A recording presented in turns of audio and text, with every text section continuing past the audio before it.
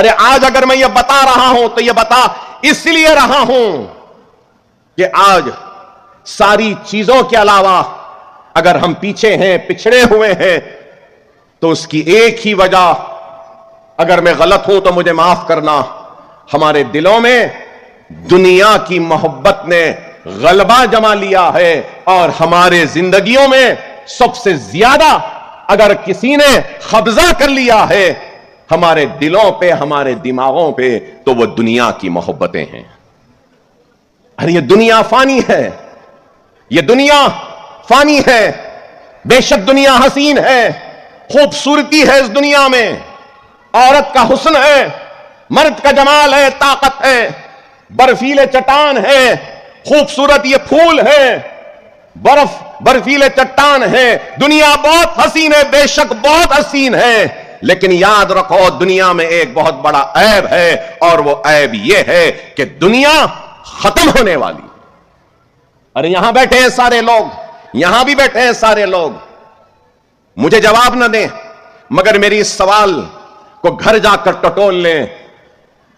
یہاں لوگ بیٹھے ہیں اور ایک دکان ہے آپ کے محلے میں، اور آپ کو پتا چل جائے کہ ایک چند دنوں میں یہ دکان بند ہونے والی ہے، آپ کو معلوم ہو جائے کہ ایک دکان ہے اور یہ دکان چند دنوں میں بند ہونے والی ہے، تو میں یہاں پوچھنا چاہتا ہوں، یہاں بیٹھے وہ دنیا کی محبت کرنے والے لوگوں سے سوال ہے، دنیا کے پیچھے دوڑنے والے لوگوں سے سوال ہے، دنیا دنیا کہہ کر بھاگنے والے لوگوں سے سوال ہے، کیا بند ہونے والی دکان میں آپ اپنی محنت، اپنے پسینے کی کمائی کو لگائیں گے؟ معلوم ہے کہ بند ہونے والی ہے، تو آپ بولیں گے ارے کیا دیوانے ہیں اکبر صاحب، آپ خود بول رہے ہیں دکان بند ہونے والی ہے، تو کیا ہم دیوانے ہیں اس میں پیسے لگانے کے لیے؟ تو میں پوچھنا چاہتا ہوں، دنیا حسین ہے، دنیا خوبصورت ہے، دنیا میں سب کچھ ہے، لیکن یاد رکھو دنیا میں سب سے بڑا عیب ہے کہ دنیا ختم ہونے والی ہے، اور جب دنیا ختم ہوگی تو ایسی بڑھیا آئے گی، ایسی آنکھیں رہیں گی، ایسا بھیانک چہرہ رہے گا کہ اللہ کا بندہ چیخے گا، پکارے گا، کہے گا نعوذ باللہ یہ کیا چیز ہے، اس کو میری آنکھوں کے سامنے سے ہٹاؤ، تو آواز آئے گی ارے یہ وہی دنیا ہے جس کے پیچھے تو دوڑ رہا تھا۔ اللہ حکم دے گا کہ اس دنیا کو جہنم کی آگ میں ڈال دو، تو وہ دنیا بولے گی، پکارے گی اور کہے گی کہ اے اللہ تم میرے ساتھ میرے چاہنے والوں کو بھی ڈال دے، دنیا کی چاہت کو غالب آنے نہ دو، آخرت کی فکر کرو۔ اگر میں نے ایک دکان کی مثال دی تو ایک اور مثال دیتا چلوں، ایک اور مثال آپ کی کالونی ہے، کالونی میں اگر کوئی گھر میں کوئی پیدا ہو جاتا ہے تو سب سے پہلے گھر والے کیا کہتے ہیں؟ مولوی صاحب کو بلاؤ، مسجد سے امام صاحب کو بلاؤ، محلے کے نیک لوگوں کو بلاؤ، عالم صاحب کو بلاؤ، بزرگ کو بلاؤ جو نیک ہیں، کس لیے؟ کہ بچہ پیدا ہوا ہے، کان میں اذان دی جانی، پیدا ہونے پر کان میں اذان، اب جہاں پہ پیدائش ہوئی ہے اس کے بازو کے گھر میں موت ہو جاتی ہے تو نماز جنازہ کی اذان نہیں ہوتی۔ اے دنیا دنیا کہہ کے دوڑنے والے نہ سمجھو، اللہ تمہارے پیدا ہونے پر کان میں اذان دلا کر یہ کہہ رہا ہے کہ اذان تو ہو چکی ہے، اب جماعت کے ٹھہرنے کا انتظار کر، اتنا ہی وقت انسان کے زندگی اور موت میں ہے، اور ہم اتنے سے کم وقت والی دنیا کے پیچھے دوڑ رہے ہیں۔ رسول اللہ صلی اللہ علیہ وسلم سے صحابہ کرام نے ارشاد فرمایا اور پوچھا یا رسول اللہ دنیا اور آخرت کے بارے میں بیان کریے، تو رسول اللہ صلی اللہ علیہ وسلم نے کہا کہ اس انگلی کو سمندر میں ڈباؤ، جتنی یہ بھیگے گی یہ تمہاری زندگی ہے اور سمندر تمہاری آخرت ہے۔ ہم کو انگلی کے بھگونے کی مانند زندگی کی فکر ہے، افسوس کہ سمندر کے مانند آخرت کی فکر نہیں۔ خدا را اپنے روٹھے ہوئے اللہ کو منا لو، اپنے گناہوں سے توبہ کرو، نمازوں کے پابند بن جاؤ، یتیموں کے سر پر ہاتھ رکھو، قرآن کو ترجمے سے پڑھو، بیواؤں کی مدد کرو، اور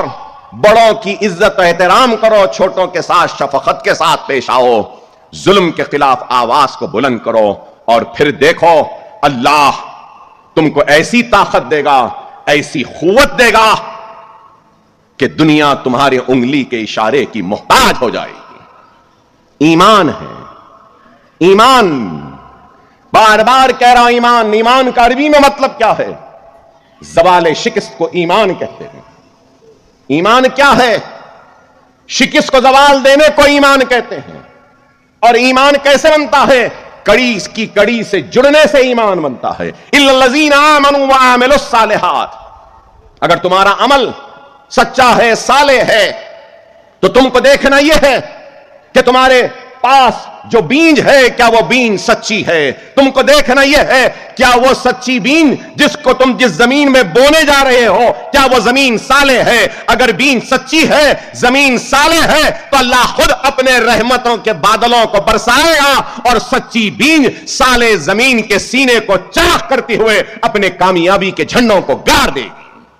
یہی ایمان ہے۔ خدا را سمجھو، سمجھو، اپنے زندگیوں میں اصلاح کرو، اپنے محسنوں کو پہچانو، حق ادا کرنے والوں کو پہچانو، سچوں کو پہچانو، جھوٹوں کو پہچانو، عیاری و مکاری کرنے والوں کو پہچانو، اور دعا کرو کہ اللہ، حضرت علی کا قول ہے کہ حضرت علی کہتے تھے کہ دعا کرو کہ اللہ اس کے شر سے محفوظ رکھے جس پر تم نے احسان کیا ہے،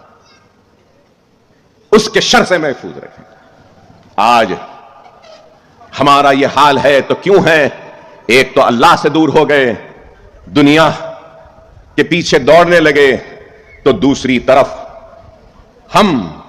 ہمارا حال یہ ہے کہ حسد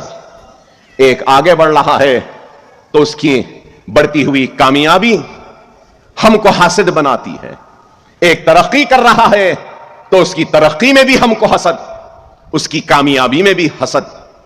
اس کی دولت میں بھی حسد، اس کی صحت میں بھی حسد،